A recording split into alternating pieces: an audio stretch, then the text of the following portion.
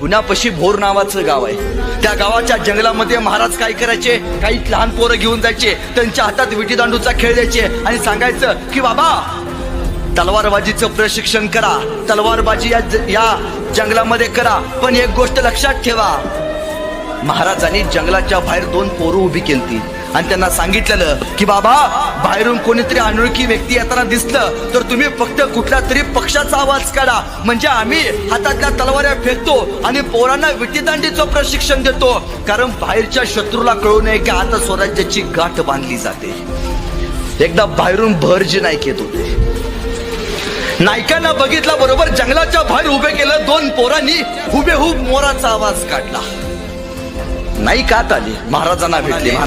महाराज एक संधी द्या महाराज, तुमच्यासाठी काम करायला. महाराज म्हणाले काय करतोस रे तू? काय नाही जी, वेषांतर करतो.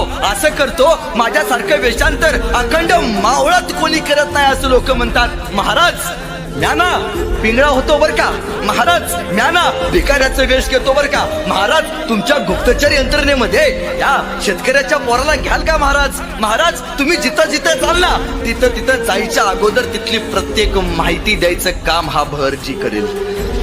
महाराज म्हणाले जा, मी तुला बोलवून घेतो काही दिवसांनी. नाईक जायला निघाले. 2-4 पावलं पुढे गेले. पुन्हा